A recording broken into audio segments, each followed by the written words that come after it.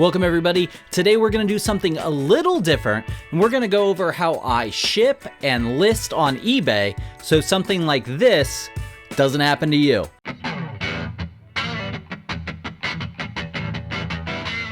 So I order a fair amount of cards on eBay, and it's always disappointing to get something not shipped properly. This card wasn't super expensive, but it is disappointing. So this is a Topps 2023 Series 1 Alex Manoah All Aces to 75.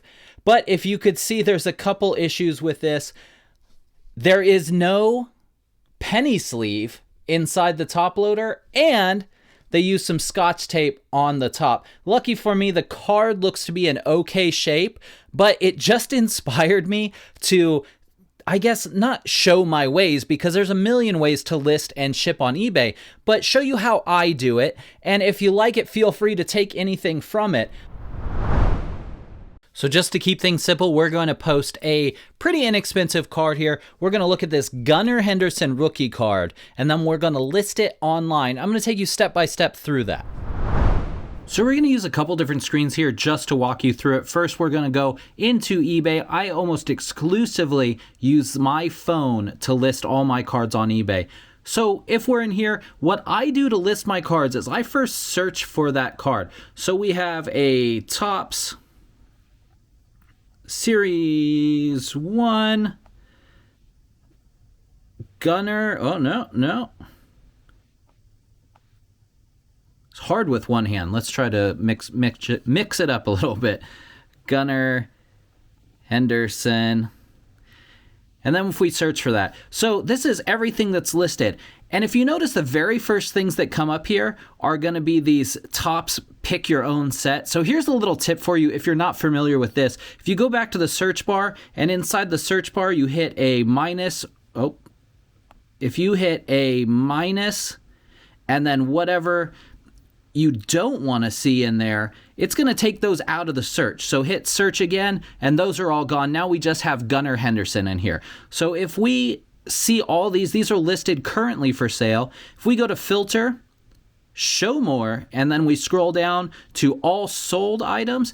Now this is everything that's sold in the last 90 days. So these are our comps. These are what everyone talks about when they say comps. So if we look in here, we see 99 cents, $1.45, $1.99.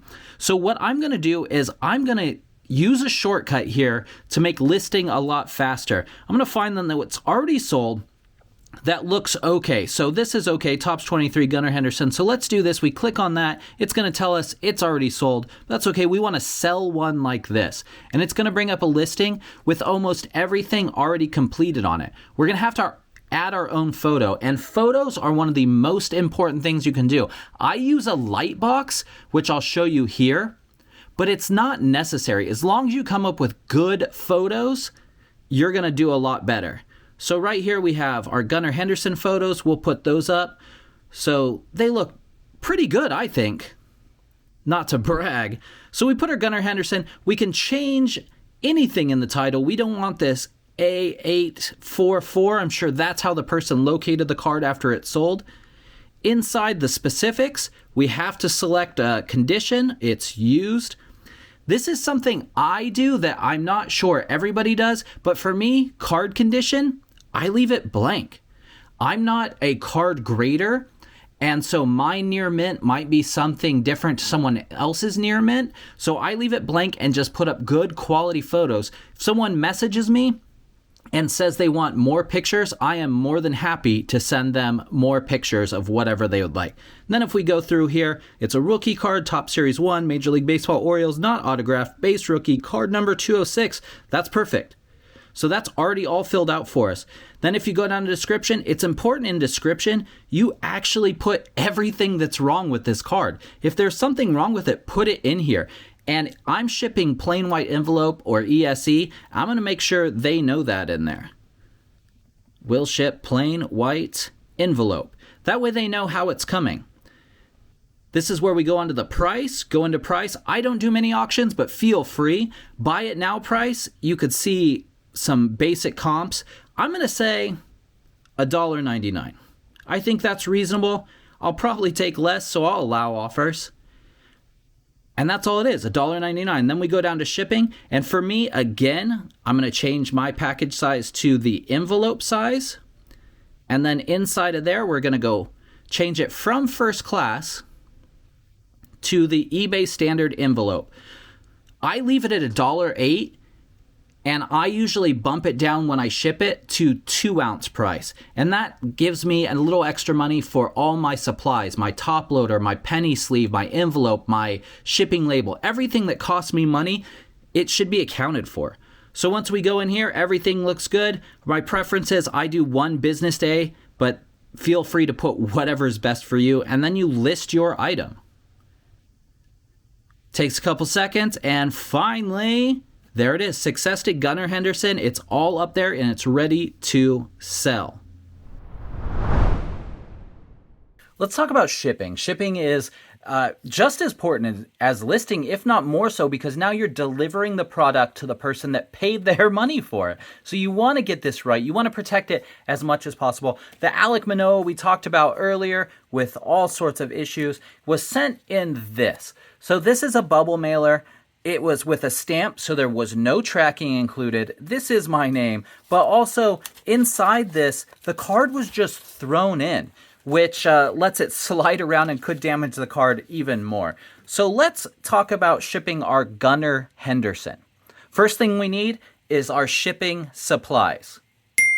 There we go, that's better. So everything we see here is going to go into shipping. It might look like a lot, but I would rather be safe than sorry, honestly.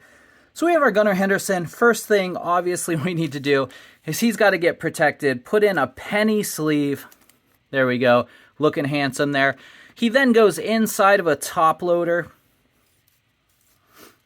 I like to do some overkill because that's the kind of guy I am. And I'm going to put a little bit of blue painter's tape over the top. It's not really necessary because we're also using a team bag, but it's not too bad. Some people really hate tape. It doesn't really bother me. Something I do that some other people may not do is I put some base cards in here to protect the card during shipping. I've only had one complaint of this, and the guy claimed that I was taking these cards to dispose of them. I guess I was mailing my base cards to people to dispose of them in the most difficult way possible, but I'm doing it just to somehow defend the card. It's going to defend the card. Also, if I'm really feeling froggy, I put some of the same team as the card, a couple cards I'm not going to use here. And then we go inside a team bag. I like to go upside down inside the team bag just in case it does slip out. It's still protected. Close the team bag, shake vigorously, get that thing out of there. Then we close it. Now we have to secure this inside of our envelope, and some people wrap it in paper. I've seen a bunch of different ways, but however you do it, it has to be connected inside this envelope. You can't just let it slide around in there. I just do this. I've never had anyone complain. I just take a little piece of blue painter's tape, put it on there, and then I put it inside the envelope, and then I just stick it there. That's not going to go anywhere. It's secure. It doesn't slide around. Once it's inside here, I don't like licking envelopes. I don't know about you, but I don't like licking envelopes. I get these self-adhesive. And then because I'm not trustworthy, no, that's not what I meant. Because I'm not trusting, I take a little piece of Scotch tape and I just kind of secure the envelope a little more. Last but not least, I use a thermal printer for all my labels. I sell more than just sports cards online, so a thermal printer has been fantastic for me. Address there. Gunnar Henderson just happens to be buying his own card, and you just put that on there. And that's as simple as it is sending out an ESE. Now, if this card was worth more than $20, I would send it in a bubble mailer, and let me show you how I would do that. Again, supplies. So supplies are similar. I set up the card the same. I put it inside a penny sleeve, inside a top loader, inside a team bag with some tape. But also, my good friends at Amazon always send me free cardboard whenever I buy something from Amazon, which I think is very nice. So all I do is I squeeze this in between two pieces of cardboard, just give it a little extra protection. Remember, these cards are going to be worth a little bit more. So normally over $20, this is how I'm going to ship my cards. and I'm going to secure tape on all 4 sides of this so it doesn't come loose. Again, you don't want your cards to be damaged. People have paid good money for this, and it's the golden rule, right? Treat others as how you would want to be treated. Not like an idiot like I said it, but the real way.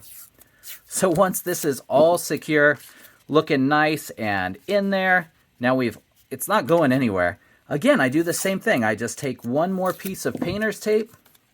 I roll it up like a roll, snap it on there, and down inside my bubble mailer it goes. This is going to be nice and safe.